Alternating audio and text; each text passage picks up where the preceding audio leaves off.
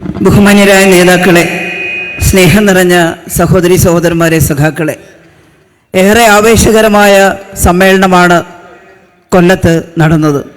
CPM-ന്റെ 24ാം party കോൺഗ്രസിൻ്റെ ഭാഗമായി നടന്ന എല്ലാ പ്രാദേശിക സമ്മേളനങ്ങളും വളരെ ആവേശഭരിതവും വളരെ വലിയ ജനപങ്കാളിത്തമുള്ളതുമായിരുന്നു. എല്ലാ ജില്ലാ സമ്മേളനങ്ങളും പൂർത്തിയാക്കിക്കൊണ്ട് സംസ്ഥാന സമ്മേളനത്തിലേക്ക് വന്നപ്പോൾ വളരെ നല്ല രീതിയിൽ ആ സമ്മേളനം വിജയിപ്പിക്കാൻ കൊല്ലത്തെ സഖാക്കൾക്ക് സാധിച്ചു എന്നുള്ളതാണ് ഞങ്ങൾ കാണുന്നത്. അവർക്ക് പ്രത്യേക അഭിനന്ദനങ്ങൾ അർപ്പിക്കാൻ ഈ അവസരം ഉപയോഗപ്പെടുത്തുകയാണ്. CPIM-ന്റെ സമ്മേളനത്തിനകത്ത് വളരെ കൂലങ്കഷമായ ഈ നാടിൻ്റെ വികസനത്തിനാവശ്യമായിട്ടുള്ള, ഈ നാടിൻ്റെ സാമൂഹ്യ പരിവർത്തനത്തിനാവശ്യമായിട്ടുള്ള ഗംഭീരമായിട്ടുള്ള റിപ്പോർട്ടും ചർച്ചയും ഒക്കെയാണ് നടന്നത്. പ്രതിനിധി സഖാക്കളെല്ലാം ചേർന്നുകൊണ്ട് ഗ്രൂപ്പ് ചർച്ചയുടെ ഭാഗമായി സമ്മേളനത്തിൽ അവതരിപ്പിച്ച പ്രവർത്തന റിപ്പോർട്ടിന്മേലും ബഹുമാനപ്പെട്ട കേരളത്തിൻ്റെ മുഖ്യമന്ത്രി അവതരിപ്പിച്ച നവകേരളത്തിൻ്റെ പുതുവഴികളെന്ന രേഖയിലും നടത്തിയിട്ടുള്ള ചർച്ച വളരെ ഫലപ്രദവും ഭാവി കേരളത്തിൻ്റെ സൃഷ്ടിക്ക് ഉതകുന്നതുമായിരുന്നു. കമ്മ്യൂണിസ്റ്റ് പാർട്ടി ആഗ്രഹിക്കുന്നത് സമത്വപൂർണമായൊരു സമീപനമാണ്. കമ്മ്യൂണിസ്റ്റ് പാർട്ടിയുടെ ലക്ഷ്യം സോഷ്യലിസമാണ്. നമ്മുടെ രാജ്യത്ത് 1947 ഇന്ത്യ സ്വതന്ത്രമായപ്പോൾ ഇന്ത്യൻ ഭരണാധികാരി വർഗം സോഷ്യലിസം നമ്മുടെ ഭരണഘടനയിൽ ആലേഖനം ചെയ്തിട്ടുണ്ടെങ്കിലും ഒരു സമത്വപൂർണമായ സമൂഹത്തിലേക്ക് നീങ്ങുന്നതിനുള്ള ഭരണ നടപടികൾ സ്വീകരിച്ചില്ല എന്നുള്ളതാണ് വസ്തുത. ജനാധിപത്യപരമായി രാജ്യത്തെ നയിക്കുന്നതിന് അവർക്ക് സാധിച്ചില്ല. കാർഷിക മേഖലയിൽ പുതിയ പരിഷ്കാരങ്ങൾ നടത്തി കാർഷിക വിപ്ലവം നടത്തുന്നതിന് അവർ തയ്യാറായില്ല. അതിൻ്റെ ഭാഗമായിട്ടാണ് ഇന്ന് ഇന്ത്യയിലെ ജനത കൊടും പട്ടിണിയിൽ കഴിയുന്ന ഒരു വലിയ വിഭാഗം ജനങ്ങൾ അടങ്ങിയതായിട്ട് മാറിയത്. കണക്കെടുത്ത് നോക്കുമ്പോൾ ഇന്ത്യൻ ജനതയുടെ 30% ഉത്തരേന്ത്യൻ സംസ്ഥാനങ്ങളിലെല്ലാം അതിദരിദ്രരാണെന്ന് കാണുന്നു. എക്സ്ട്രീംലി പുവറായിട്ടുള്ള ആളുകൾ, ഒരു നേരത്തെ ആഹാരം പോലും കഴിക്കാൻ കഴിയാത്തവരെയാണ് അതിദരിദ്രർ എന്ന് പറയുന്നത്. പക്ഷെ കേരളത്തിൽ അതിദാരിദ്ര്യത്തിൻ്റെ കണക്ക് പരിശോധിച്ചപ്പോൾ 0.7%. 100 പേരെ എടുത്താൽ ഒരാൾ പോലും ഒരു നേരത്തെ ആഹാരം കഴിക്കാനില്ലാത്ത കുടുംബത്തിൽപ്പെട്ടതാണെന്ന് പറയാൻ ഇല്ലാത്ത അവസ്ഥയാണ് കേരളത്തിൽ. പക്ഷേ മറ്റു ചില ഘടകങ്ങളിലുള്ള പിന്നോക്കാവസ്ഥ കണക്കിലെടുത്ത് അവരെ ദരിദ്രരുടെ പട്ടികയിൽപ്പെടുത്തിയിട്ടാണ് 0.7% ആളുകൾ അതിദരിദ്രരുടെ പട്ടികയിൽ വന്നത്. അത് മാറ്റിയെടുക്കാനുള്ള പരിശ്രമമാണ് കേരളത്തിൽ ഇടതുപക്ഷ ജനാധിപത്യ മുന്നണി ഗവൺമെൻറ് നടത്തിയത്. അത് ഫലം കാണാൻ പോകുന്നു.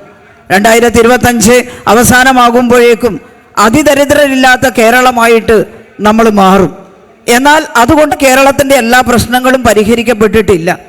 ബഹുമാനപ്പെട്ട മുഖ്യമന്ത്രി സൂചിപ്പിച്ചത് കേരളത്തിൻ്റെ പുതുതലമുറ പ്രശ്നങ്ങൾ പരിഹരിക്കുന്നതിനുള്ള നടപടികൾ സ്വീകരിച്ചുകൊണ്ട് മാത്രമേ നമുക്ക് മുന്നോട്ട് പോകാൻ സാധിക്കുകയുള്ളൂ.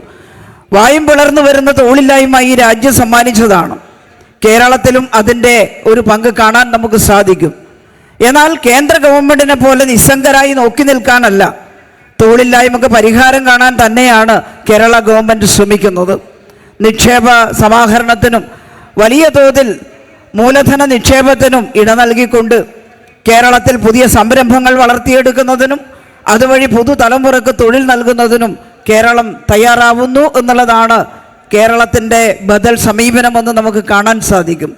വമ്പിച്ച പ്രതീക്ഷയോടുകൂടിയാണ് കേരളത്തിലെ യുവാക്കൾ നവകേരളത്തിൻ്റെ പുതുവഴികൾ ഏറ്റുവാങ്ങുക എന്ന് ഞങ്ങൾക്ക് ഉറപ്പുണ്ട്. കാരണം കേരളത്തെ ഒരു വിജ്ഞാന കേരളമാക്കി മാറ്റാനുള്ള പരിശ്രമമാണ് 2ാം പിണറായി സർക്കാർ നടത്തുന്നത്. 57 അധികാരത്തിൽ വന്ന സർക്കാരിൻ്റെ മുന്നിലുള്ള ലക്ഷ്യം ജനങ്ങളുടെ പട്ടിണി മാറ്റുകയായിരുന്നു. വിദ്യാഭ്യാസമില്ലാത്ത ജനങ്ങൾക്ക് വിദ്യാഭ്യാസം കൊടുക്കുകയായിരുന്നു. മുണ്ടശ്ശേരി മാസ്റ്ററുടെ വിദ്യാഭ്യാസ ബില്ലൊക്കെ അതിനു വേണ്ടിയായിരുന്നു. ഡോക്ടർ AR മേനോനെ പോലുള്ള പ്രഗത്ഭനായിട്ടുള്ള ആരോഗ്യമന്ത്രി പൊതുജനാരോഗ്യം മെച്ചപ്പെടുത്തുന്നതിനാണ് ശ്രദ്ധിച്ചത്. ഓരോ ഘട്ടത്തിലും വ്യത്യസ്തങ്ങളായിട്ടുള്ള ഭരണപരിഷ്കാരങ്ങൾ, സോഷ്യലിസ്റ്റ് ചായ്വുള്ള ഭരണപരിഷ്കാരങ്ങൾ സ്വീകരിച്ചുകൊണ്ട് കേരളത്തെ മുന്നോട്ട് നയിച്ചതുകൊണ്ടാണ് ജീവിത നിലവാരത്തിൽ മനുഷ്യ വികസന സൂചികയിൽ കേരളം ഇന്ന് മുന്നോട്ടെത്തിയിട്ടുള്ളത്. ഇന്ന് നമുക്ക് 2016 1ാം പിണറായി സർക്കാർ അധികാരത്തിൽ വരുമ്പോൾ നമ്മുടെ എല്ലാ പഞ്ചായത്തിലും പ്രൈമറി ഹെൽത്ത് സെൻ്ററുണ്ട്. നമുക്ക് എല്ലാ താലൂക്കിലും താലൂക്ക് ആശുപത്രികളുണ്ട്. ജില്ലാ ആശുപത്രികളും ജനറൽ ആശുപത്രികളുമുണ്ട്. നമ്മുടെ എല്ലാ പഞ്ചായത്തിലും വിദ്യാഭ്യാസ സ്ഥാപനങ്ങളുണ്ട്. ലോവർ പ്രൈമറിയും അപ്പർ പ്രൈമറിയും ഹയർ സെക്കൻഡറിയും അതുപോലെ ഹൈസ്കൂളും എല്ലാം ഉണ്ട്. പക്ഷേ നമുക്ക് ആ രംഗത്ത് ആനുകാലികമായിട്ടുള്ള മാറ്റം ഉണ്ടാക്കണമെന്നാണ് ബഹുമാനപ്പെട്ട മുഖ്യമന്ത്രിയും മന്ത്രിസഭയും അതിന് നിർദ്ദേശം കൊടുക്കുന്ന പാർട്ടിയും സൂചിപ്പിച്ചത്. അതിനാണ് 4 മിഷനുകൾ പ്രഖ്യാപിച്ചത്. ആ മിഷനുകളിലൂടെ കേരളത്തിൻ്റെ ആരോഗ്യ വിദ്യാഭ്യാസ മേഖലകളും കേരളത്തിൻ്റെ ശുചിത്വവും എല്ലാം എത്ര കണ്ട് മാറിയിട്ടുണ്ട് എന്നുള്ളത് ഈ നാട്ടിലെ ജനങ്ങൾക്ക് മനസ്സിലാക്കാൻ സാധിക്കും. വീടില്ലാത്ത മുഴുവൻ ആളുകൾക്കും സർക്കാർ നേതൃത്വം നൽകി വീടുണ്ടാക്കി കൊടുക്കുക എന്നത് ഏതെങ്കിലും ഒരു സമൂഹത്തിൽ സ്വീകരിച്ചിട്ടുണ്ടോ? ഒരു സോഷ്യലിസ്റ്റ് കാഴ്ചപ്പാടുള്ള ഗവൺമെൻറ്റിന് മാത്രമേ അത്തരമൊരു സമീപനം സ്വീകരിക്കാൻ സാധിക്കുകയുള്ളൂ.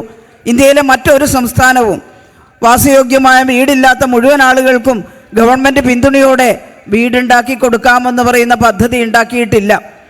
ചെറിയ ചില വീട് നിർമ്മാണ പദ്ധതികളൊക്കെ കേന്ദ്ര ഗവൺമെൻറ്റിൻ്റെ ഭാഗമായിട്ടുണ്ട്. പക്ഷേ അതെല്ലാം വളരെ വളരെ വളരെ കുറച്ചാണ്, ആവശ്യകതയുടെ 4 അയലത്തെത്താത്തതാണ്. കേരളം ധീരമായ പ്രഖ്യാപനമാണ് നടത്തിയത്. അതുവഴിയാണ് 4-5 ലക്ഷം വീടുകൾ പൂർത്തിയാക്കി നമുക്ക് കൊടുക്കാൻ സാധിച്ചത്. ഇപ്പോൾ രണ്ടാമത് തുടർഭരണം കിട്ടിയപ്പോൾ നമ്മുടെ ഗവൺമെൻറ് പറയുന്നത് അവിടെ മാത്രം നിന്നാൽ പോരാ, നമുക്ക് കൂടുതൽ വികസിത കേരളമായി കേരളത്തെ മാറ്റണം. കേരളത്തിൻ്റെ ഉന്നത വിദ്യാഭ്യാസ മേഖലയിൽ വലിയ മാറ്റങ്ങളാണ് ഉണ്ടാക്കിക്കൊണ്ടിരിക്കുന്നത്. അഭ്യസ്തവിദ്യരായിട്ടുള്ള ഈ നാട്ടിലെ മനുഷ്യരുടെ അറിവും കഴിവും ഈ നാടിൻ്റെ പ്രശ്നങ്ങൾ പരിഹരിക്കാൻ വേണ്ടി എങ്ങനെ സമർത്ഥമായിട്ട് വിനിയോഗിക്കുമെന്നാണ് കേരളം ഇപ്പോൾ പരീക്ഷിച്ചു കൊണ്ടിരിക്കുന്ന കാര്യം. അതുതന്നെയാണ് നവകേരളത്തിൻ്റെ പുതുവഴികൾ എന്ന വലിയ ഒരു രേഖയിലൂടെ നമ്മളിപ്പോൾ കാണുന്നത്. മറ്റൊന്നുമല്ല, ഇവിടെ സംരംഭങ്ങൾ വരാനും ഇവിടുത്തെ വ്യാവസായിക രംഗം അഭിവൃദ്ധിപ്പെടാനും വലിയ ഇൻവെസ്റ്റ്മെൻറ്റ് മീറ്റാണ് ഇവിടെ നടത്തിയത്.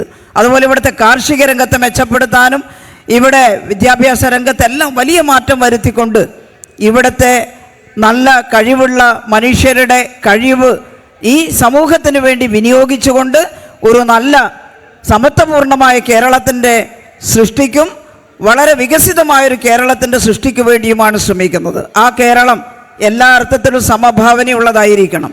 ജാതി മതവിദ്വേഷങ്ങളില്ലാത്ത, ജാതിപരമായ ഉച്ചനീചത്വങ്ങളില്ലാത്ത, അന്ധവിശ്വാസങ്ങളും അനാചാരങ്ങളും ഇല്ലാത്ത, മനുഷ്യർ പരസ്പരം സ്നേഹിക്കുകയും വിശ്വസിക്കുകയും അടുത്ത തലമുറയ്ക്ക് വേണ്ടി പൂർണ്ണ മനസ്സോടുകൂടി പ്രവർത്തിക്കുകയും ചെയ്യുന്ന ഒരു സമൂഹമാണ് communist party of India Marxist ആഗ്രഹിക്കുന്നത്. അതിനുവേണ്ടിയാണ് ഈ സമ്മേളനത്തിൽ ഞങ്ങൾ പുതിയ തീരുമാനങ്ങൾ എടുത്തിട്ടുള്ളത്, പുതിയ രേഖ അവതരിപ്പിച്ചിട്ടുള്ളത്.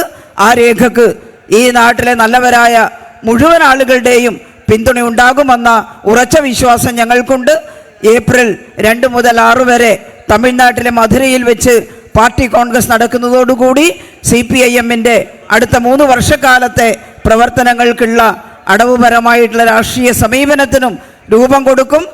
വളരെ വലിയ തോതിൽ ഈ രാജ്യത്താകെ ഇടപെട്ട് പ്രവർത്തിക്കുന്നതിനാണ് CPM തീരുമാനിക്കുക. കേരളത്തിലെ എല്ലാവരുടെയും പിന്തുണ ഞങ്ങൾ അതിനു വേണ്ടിയിട്ട് അഭ്യർത്ഥിക്കുന്നുണ്ട്. കേരളത്തിലെ പാർട്ടിയുടെ വളർച്ചയ്ക്ക് വേണ്ടി, സമൂഹ നിർമ്മാണത്തിന് വേണ്ടി ജനങ്ങൾ ഞങ്ങളുടെ കൂടെ നിൽക്കുമെന്ന് ഞങ്ങൾക്ക് ഉറപ്പുണ്ട്. ഉറപ്പായിട്ടും മൂന്നാമതും ഇടതുപക്ഷ ജനാധിപത്യ മുന്നണിയുടെ ഗവൺമെൻറ് കേരളത്തിൽ അധികാരത്തിൽ വരുമെന്ന കാര്യത്തിൽ യാതൊരു സംശയവുമില്ല. ജനങ്ങൾ ഇടതുപക്ഷ ജനാധിപത്യ മുന്നണിയെ സ്വീകരിക്കും. എല്ലാ സഖാക്കളെയും, ഇവിടെ വന്നിട്ടുള്ള പാർട്ടിയുടെ ബന്ധുക്കളെയും പാർട്ടിയെ സ്നേഹിക്കുന്നവരെയും എല്ലാവരെയും അഭിവാദ്യം ചെയ്തുകൊണ്ട് ഞാൻ എൻ്റെ വാക്കുകൾ അവസാനിപ്പിക്കുന്നു.